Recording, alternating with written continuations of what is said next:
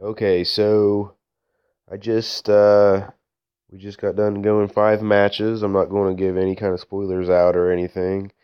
I do want to say there's at least one or two good matches in there that you want to watch. But I am going to go ahead and do a little deck tech here for you guys about what the deck's trying to do and what's going on. Like I said, this deck is modeled after Tempo Mage in from Hearthstone. So let me see here. So to start it out, you got two Granite Drones. Now these aren't necessarily for going face as much as they are for blocking. They Now that doesn't really make sense, I know, but that's the reason we're playing two. So they have the capability of going face, but more so they're there for like if someone wants to race. You can block with these guys. Um, Two permafrosts to basically add to the tempo. This guy right here is an all-star in the deck. I think this guy's an all-star in every Skycrag aggro list, but this guy's really good. You can has the capability of basically every turn, every time in this game has the capability of like charging almost every time you have him in your opener on turn two. There's only been a couple games I've ran into where he hasn't charged on turn two. Three piercing shots. It's a way to clear small units out of the way and still get burn into the face. Rock Slide. This is the card that I can never remember the name of. It's more burn. It's also a way to clear away small units to punch in with our bigger 4/4s or 4/2s. Daring Pioneer is actually surprisingly like most of the time it's like 3 mana, make your opponent discard a spell. But if they don't have anything for this, it gets down so early on turn three that they can punch through for a couple good turns. And plus, like if your opponent is doing some kind of degenerate combo type deal, it's going to kind of mess them up for a second. Like they're going to have to throw away a twinning ritual, or they're going to have to throw away like a second sight, or something similar to that. So it is what it is. Or if you can get this onto a board that like you already got a couple fatties down, this basically is just like blocks harsh rules. Okay, 4 Wisdom of Elders, because this I skipped strategize, but four strategizes, and 4 Wisdom of Elders. You want the card flow to be crazy good here.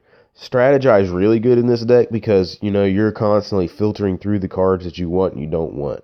That's actually this card's really good in this deck specifically. Most of the time you're on a board that you know what you're wanting to do.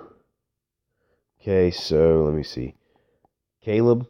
Now Caleb, if he can stick to the board, he usually gets instantly removed, but if he can stick to the board, this guy has the potential when combined with burn just to punch in a lot of damage.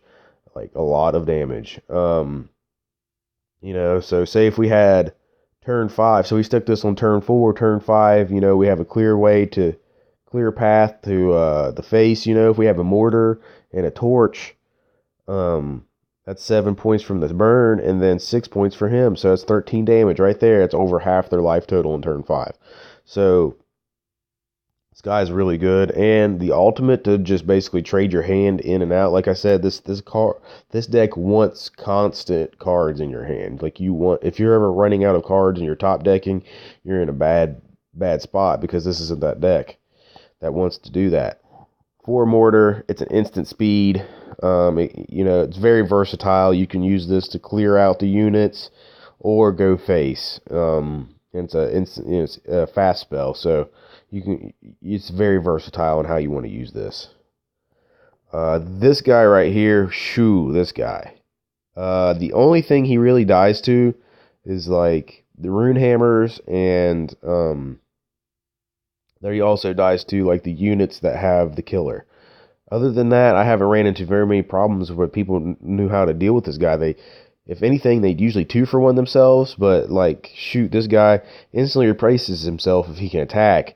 Turn after that, he basically, you attack and you have Wisdom of the Elders, and then after that, it's just bonkers. So if you have burn in your hand, if you can untap and you have burn in your hand, and they're double blocking to try to kill this guy and stuff, you can just basically kill off their units selectively to ensure that he lives, and then you just want to keep him attacking, because the more he attacks, the more cards you have in your hand, the better life is going to be with this deck. This card, obviously, there's no reason to say anything, about this card. It's just amazing. So, Staff of Stories. Now, this is something that you might be curious about why it's in the deck. I'm running 2 because you don't ever want to run into it necessarily, but if you can stick this card down on a board that you've done, like say you spent all your cards controlling the board, this is the only thing that I haven't really got to show you in the videos that we had yet, but you can like clear the board, and if you can stick this card down,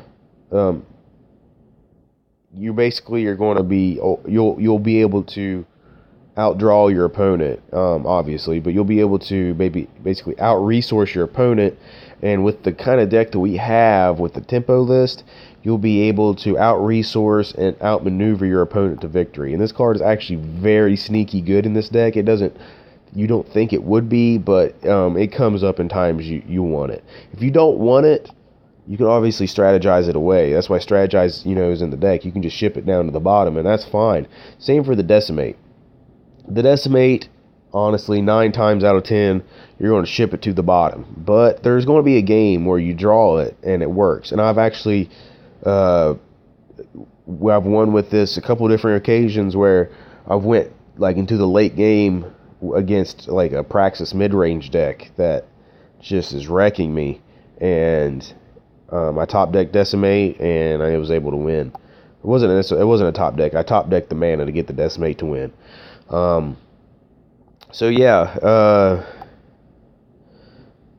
don't really have to say too much else about this, I don't think. If you know the Hearthstone list, I guess I can talk about it a little bit. This is basically Mirror Image or Firefly. I'm using this kind of like my Mana Worm. The Rock Slides are kind of like the Hero Power. Piercing Shots, sort of like Explosive Runes. This is also a little bit like Explosive Runes. This is like that legendary artifact that lets you draw 3 at the end of your turn, which is way much more gas than this card, but this card's really good. This is like the big finisher I can't think of right now, like Pyroblast or whatever it's called. Let me see. Obviously, this is, what this is. This is like Counterspell in the deck. This is like the Glyph. And these two are also like the 4 mana 6 damage burn spell. I can't think right now of what it's called, but that's really it. I jammed these 2 in here because these 2 are freaking rock stars in this deck. So anyway, that's the deck. Hope you understand it. I think my mana might need to be a little bit better, or maybe the deck just needs some changes in general. But this might not even need to be in here. Like, we might trim this Decimate and just put another Daring Pioneer in. I'm not sure. Anyway, that's the list. There's not really any reasoning on the numbers for the Seek Power, other than I think we need Seek Power in this list. Yeah. So, hope you enjoy the videos. If you do watch them, thanks.